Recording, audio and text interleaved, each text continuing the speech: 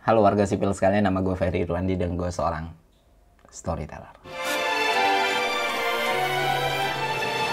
Jadi langsung aja, beberapa minggu yang lalu gue bikin giveaway di Instagram cuy. Hadiahnya t-shirt warga sipil. Orang-orang hadiahin rumah, mobil, PS5 ya. Gue baju kaos anjir. Gue kira nggak bakal ada yang entry, ternyata banyak pak. Alhamdulillah, syukur. Nah sebenarnya ini bukan giveaway ya, lebih kayak kontes ya. Karena gue bikin syarat kalau mereka mau ikutan, mereka harus kirim video storytelling ke gue. Yang jadi pertanyaannya adalah kenapa storytelling? And that's why, sometimes you see a movie and you go, that stunk. Didn't they know it? Kalau kata Pak Wogo ini namanya Steve Jobs. Mungkin kalian kenal ya. Orang Batanghasai. Dia bilang kayak gini, the most powerful person in the world is storyteller. Dan gue setuju dengan itu. Kenapa? Karena kalau kayak kata Pak Wogo yang dua lagi, si Om Bill sama si Om Tom, mereka ini dikenal sebagai salah satu bapak jurnalisme modern ya. Dan mereka menyebut era ini adalah era banjirnya informasi. Dan untuk memenangkan kompetisi di era yang informasi sebanyak ini, storytelling adalah kunci. Dan gue sepakat banget dengan itu. Karena untuk memenangkan persaingan di dunia digital, storytelling adalah kunci yang krusial.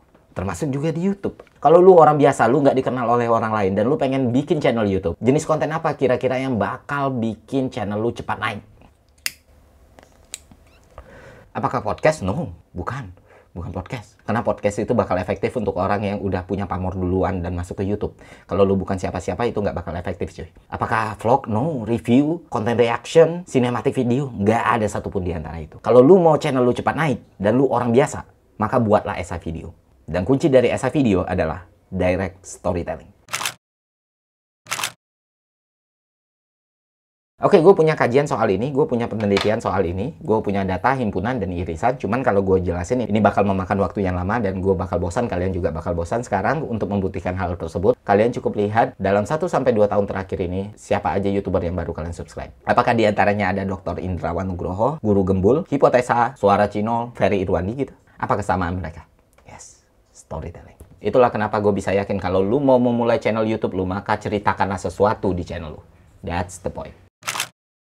Formulanya kita udah paham. Sekarang gimana cara melakukan storytelling yang baik? Sebenarnya ini bukan aturan baku ya. Nggak jadi standar yang bagus juga. Cuman ini yang biasa gue lakuin untuk melatih diri gue dalam melakukan storytelling. Karena pada faktanya gue nggak punya bakat storytelling cuy. Apa yang kalian lihat, apa yang kalian dengar dari konten gue ini adalah hasil latihan hari demi hari. Jadi gue latihan, dan pengen gue bagiin ke kalian semua. Beberapa hal yang harus kalian perhatikan dan pelajari dalam melakukan storytelling antara lain sebagai berikut. Kunci dari storytelling adalah belajar mendengar cuy. Karena outputnya adalah kita didengarkan orang. Dan lu gak akan pernah bisa didengarkan orang dengan baik kalau lu gak bisa mendengarkan orang dengan baik. Dengan mempelajari hal ini, lu bakal tahu apa yang dibutuhkan oleh orang lain. Lu bakal ngerti bagaimana lu pengen terdengar. Dan lu bakal paham bagaimana cara lu bersikap dan berbicara ketika lu mendengarkan orang lain.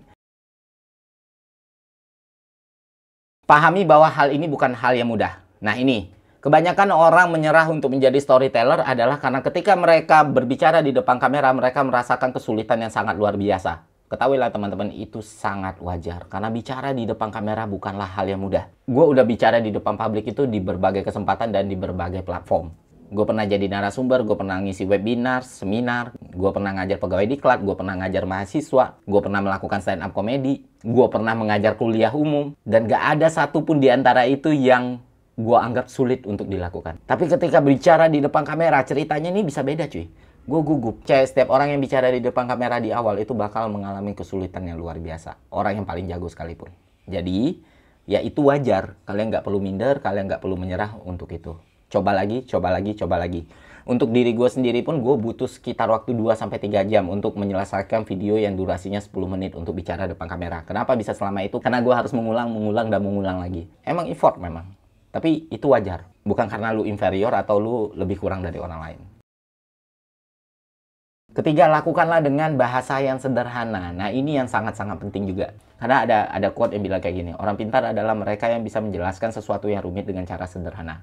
Mungkin dengan pakai bahasa-bahasa langit, pakai bahasa-bahasa berbunga-bunga, pakai bahasa yang mendaki-daki, gue bakal terlihat pintar, bakal terlihat menguasai. Tapi itu bukan tujuan gue, Pak. Karena gue cukup paham range penonton gue luas. Ada yang udah doktor, ada yang bahkan gak tamat sekolah. Dan gue pengen apa yang gue sampaikan itu bisa diterima dengan baik. That's it. Itu tujuan utama gue. Misalnya contoh paling nyata, kata simplifikasi.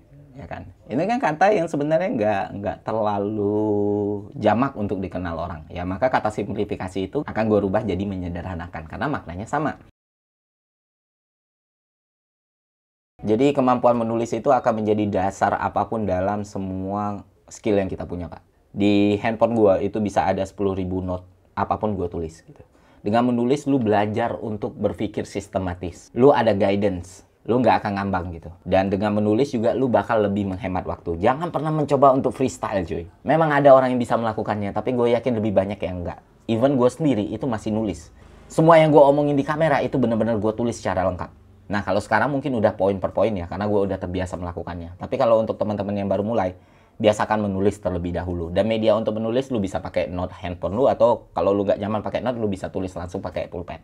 That's it, apapun. Tapi biasakan menulis. Terus struktur pembahasan gue biasanya pakai rumus 3 bagian ya. Di bagian part pertama itu gue biasanya ngomong soal identifikasi masalah. Kedua, gue ngomong soal pembahasan masalahnya. Ketiga, gue ngambil kesimpulannya atau konklusinya. Nah, itu rumusnya. Jadi bagi dulu 3 bagian. Nanti bakal ada anak-anaknya terus deh. Itu yang terus gue lakukan sampai sekarang. Kuasailah apa yang bakal kalian sampaikan. Jangan pernah membicarakan sesuatu yang lu nggak ngerti sama sekali. Atau nggak lu cari tahu sama sekali. Atau cuma bermodal artikel di Google yang lu copy paste dan tata bahasanya lu ubah. Jangan. Karena ada tanggung jawab di situ. Lu nggak mungkin luput dari kesalahan, yes. Tapi lu bisa meminimalisir kesalahan. Dan gue pun juga kayak gitu. Banyak dari hal-hal yang gue sampaikan sebenarnya nggak terlalu lengkap. Dan kadang gue harus mikir, kalau gue sampaikan lengkap, informasinya nggak dapat. Tapi kalau gue sampaikan dengan sederhana, ada hal yang nggak bisa dimengerti orang. That's it. Nah, disitulah seninya. Kita harus menemukan keseimbangan di situ. Gue sendiri pun masih belajar untuk itu. Itu tadi, potensinya kita udah ngerti. Tipsnya udah gue bagikan. Sekarang kita masuk ke acara inti. Pengumuman 5 video terbaik yang berhak mendapatkan t-shirt Warga Sipil edisi kedua.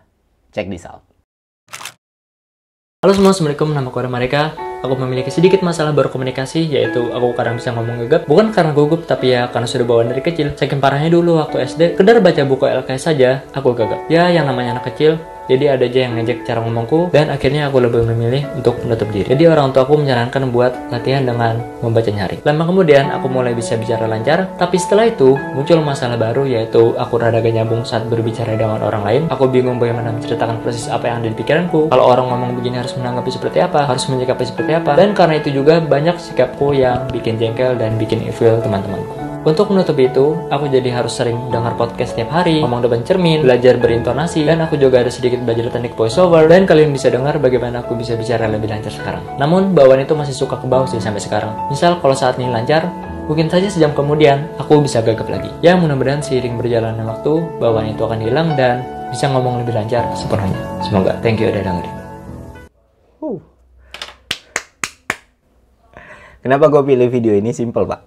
Karena kebanyakan di sosial media sekarang kan orang-orang berlomba bercerita pencapaiannya, kesuksesannya. Nah, beliau ini enggak. Dia bicara soal kekurangannya dan bagaimana dia mengatasi kekurangan tersebut. Itulah the art of storytelling, cuy.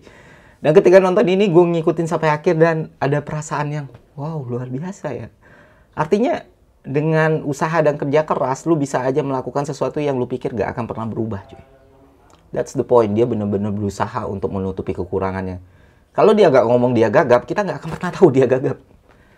Karena cara dia bicara di depan kamera, cara dia menyampaikan pesannya itu to the point banget. Dan di sini kayak gue bilang tadi, dia benar-benar pakai 3 bagian tadi, cuy. Pertama dia identifikasi masalah dia bahas masalahnya, terus dia cari solusinya. Baru-baru ini gue menonton video interview seorang ateis dan ada statement yang berkata bahwa orang ateis itu sangat rasional dan akan mengeluarkan 100% kemampuan dia untuk memecahkan masalah. Dan saya agak setuju dengan pendapat tersebut. Ketika saya menonton video itu, saya langsung berpikir, kenapa tidak kita mengeluarkan 100% kemampuan kita, tetap beragama dan berharap kepada Tuhan? Karena ketika kita berharap kepada Tuhan, berdoa, terkadang keajaiban itu terjadi begitu saja begitu. Misal saat saya di SMA, kami juara 3 lomba cepat-cepat, dan pada saat itu kami tahu kalau ada 3 sekolah yang lebih baik dari kita. Tapi pada saat itu kita berdoa dan ada skenario yang tiba-tiba terbuat begitu saja, dan menurut kami itu merupakan suatu bantuan dari Tuhan begitu. Tapi ya sayangnya memang terkadang orang yang beragama itu saat ingin mendapatkan sesuatu, dia itu malah lebih banyak berdoa daripada usaha. Nah, disinilah masalahnya. Ketika ketika kita beragama, berdoa itu sangat perlu. Tapi ketika kita berdoa saja tanpa usaha, ya hasilnya nihil begitu. Oke. Kenapa gue pilih itu? Karena gue suka bagaimana dia mengambil posisi, Pak. Artinya dia gak ngejudge orang ateis, dia juga gak ngejudge orang yang beriman kepada Tuhan Yang Maha Esa ya. Dan itu poin sebenarnya dari sebuah diskusi, cuy. Lu gak akan pernah bisa satu suara terus-terusan. Tapi lu bisa memahami apa yang ada di kepala orang gitu. Dan dia juga memasukkan opini dia dan argumennya dia. Let's go. Makanya gue pilih. Halo semua, perkenalkan aku Alan Alasan. Aku adalah seorang warga Devil biasa. Maksudku warga sipil biasa. Jadi aku membuat video ini karena ingin menang giveaway dari Bang Ferry Irwandi. Bayangkan ya, kalau aku menang giveaway itu keluarga, tangga coy. Ayah kira kamu beban keluarga, nak. Setelah ayah lihat kamu menang giveaway, kamu adalah kebanggaan keluarga. Ayo kita buat acara, nak. Kita undang seluruh kampung untuk merayakan kemenanganmu. Ayah nggak kira kamu bisa kalah, nak. Kamu mempermalukan keluarga dan nenek moyang kita. Ayah nggak mau tahu. Mulai sekarang, kamu nggak kuanggap sebagai bagian dari keluarga. Untuk Bang Ferry, Taman tahu kan dampak negatif aku nggak dapat giveaway gimana? Please lah Bang. Please, menang Bang ya, menang lah. Mungkin itu aja video dariku. Semoga video ini menghibur. Aku Alan Alasan. Sampai jumpa dan terima kasih. Gue pilih karena dia nyogok gue 5.000. Nggak, gue suka aja humor ringan kayak gini dan effort yang dia lakukan untuk bikin video ini. Dan ya udah, sebenarnya bukan seberapa berat yang harus lu sampaikan, tapi seberapa lu menguasai apa yang pengen lu sampaikan. Dan ya dia got the point gitu, dia menghibur gue. Terus kakak beneran disobek, anjir. Dari sekian banyak ilmu filsafat yang ada satu ilmu filsafat yang gua coba pelajari dan coba gua terapkan belakangan ini, yaitu adalah stoicisme. Dalam filsafat stoik dikatakan bahwa jika kita bisa berkompromi dengan alam dan kita bisa mengendalikan diri kita, maka kebahagiaan akan berpihak pada kita. Stoicisme juga mengajari bahwa memang ada hal di luar kendali kita dan ada hal yang memang bisa kita kendalikan. Yang bisa kita kendalikan yaitu adalah tindakan, persepsi, dan juga pikiran kita sendiri. Jika seorang stoik terkena masalah, seorang stoik tidak akan menghabiskan waktu berlama-lama untuk meratapi nasib, mengeluh, menyalahkan orang lain, bahkan menyalahi diri sendiri. Seorang stoik akan langsung berpikir bagaimana masalah ini cepat selesai dan apa yang membuat masalah ini terjadi. Ia akan berpikir secara matang dan akan merefleksikan itu agar dirinya tidak terkena masalah kembali. Seperti yang dikatakan oleh Marissa Anita, speak less, act more. That's it. Pertama, kenapa gue pilih video ini karena informasinya sangat menarik ya. Suatu gue juga udah sempat kepikiran gitu untuk bahas yang beliau ini bahas, cuman ya nyari waktunya aja. Dan gue pikir itu adalah informasi yang sangat bermanfaat buat orang. Dia menyampaikannya dengan cara yang baik, dia mengedit visualnya dengan cara yang baik, sesuai dengan setnya dan terlihat sangat-sangat rapi gitu. Oke, orang ini berbakat, talented. Mungkin sedikit masukan, lu punya bakat yang hebat, lu punya kemampuan bicara yang bagus, tinggal sekarang find your own style lah gitu. Kasihan karena orang ini gue yakin lebih hebat dari gue, dan kalau dia pada akhirnya jadi the next Ferry Irwandi kan sayang banget ya. Nggak apa-apa kalau sekarang, tapi semoga suatu hari lebih berkembang lagi. Halo Mas Ferry, nama aku Juan, 20 tahun. Cuma seorang mahasiswa yang biasa aja, kebetulan kuliah di luar negeri. Bisa dibilang aku udah lama nontonin Mas Ferry, dan aku ingat banget sama filmnya Mas Ferry yang judulnya Like, tentang survivor anemia aplastik yang ternyata adalah ibunya Mas Ferry sendiri. Karena film itu aku jadi mulai untuk belajar videografi. Harapannya biar aku bisa bikin video yang bagus dan ibuku yang ada di Indonesia bisa nontonin aku. Setahun berlalu, channel Mas Ferry berkembang dengan sangat pesat. Begitu juga dengan kemampuan videografiku. Suatu hari Mas Ferry upload video, judulnya Bercumbu dengan Memori. Dalam hati aku berkata, ini pasti tentang videografi. Habis nonton video itu aku nangis, Mas. Di situ aku sadar betapa rapuhnya memori dan betapa luar biasanya videografi bisa mengabadikan hal tersebut. Jikalau waktu itu aku nggak nemu filmnya Mas Ferry, mungkin aku nggak akan pernah belajar tentang videografi. Oke, kenapa gue pilih video ini? Karena kayak gue bilang kan, ini kan kontes gue bikin dan ya listenernya kan gue. Dan gue bilang ke kalian pertama adalah kenapa kalian harus belajar mendengar orang lain adalah supaya kalian tahu siapa yang akan mendengarkan ucapan kalian gitu. Dan ini sifatnya sentimental buat gue. Orang ini sebenarnya ngeditnya jago, Pak. Gak ada editan apa-apa, dia cuma ngomong di depan kamera. Itu yang gue apresiasi banget. Karena dia percaya diri dengan cerita yang dia bawa gitu. Dan di situ juga jadi bukti kalau sebenarnya kemampuan visual, kemampuan sinematografi, kemampuan editing itu bukan poin paling penting dalam membawa cerita lu. Tapi apa cerita lu? Dan bagaimana cara lu menceritakannya kepada orang. Kalau lu lihat konten gue kayak Abu Nawas, konten gue kayak 350 juta, dan beberapa konten gue yang lain, gue juga nggak melakukan editing yang ribet, Pak. Gue cuma ngomong di depan kamera, tapi pada faktanya view-nya bisa ratusan ribu. Orang bisa ngikutin video itu dari awal sampai akhir. Ya, kenapa? Karena storytellingnya. Jadi buat lu yang rasa nggak punya kemampuan editing atau sinematografi yang bagus, itu nggak bisa jadi alasan lu untuk berhenti melakukan storytelling, cuy. Ya itu, dan beliau sudah membuktikan hal tersebut, seenggaknya buat gue, makanya gue pilih. Halo, saya Pablo. Ini merupakan cerita dari benjol saya. Rewind time. Libur perkuliahan membuat saya ingin belajar banyak hal. Mulai dari kungfu untuk melindungi saya dari masa lalu, bahasa Prancis untuk menjawab pertanyaan mana letak toilet para turis,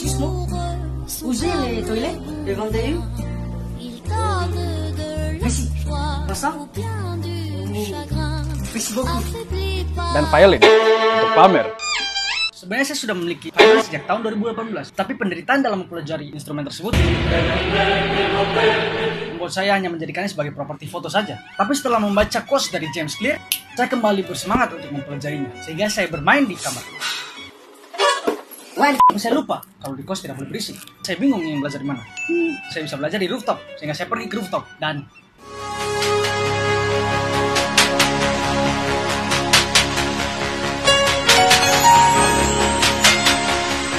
itu mengapa saya mendapatkan benjol ini. Abianto. Itu video favorit gue, jujur aja. Gue nggak tahu ya dia terinspirasi dari mana, tapi gue ngerasakan satu style yang sangat unik dan khas. Dia bisa menceritakan sesuatu yang mungkin sebenarnya nggak terjadi, tapi sangat menarik. Dan dia punya selera humor yang bagus. Oke, keren sih, keren. Semoga terus berkembang, kalian semua punya potensi yang besar. Nah, itulah 6 orang yang berhak mendapatkan teaser Warga Sipil. Sebenarnya masih banyak lagi yang bagus, cuman ya Baju Go cuma ada 6, Pak. Jadi gue harus milih di antara yang bagus itu. Jangan berkecil hati buat yang belum terpilih, kita coba lagi. Nanti gue bakal sering-sering lah ngadain event kayak gini. Oke, sekian dari gue, sampai jumpa di konten selanjutnya. See ya.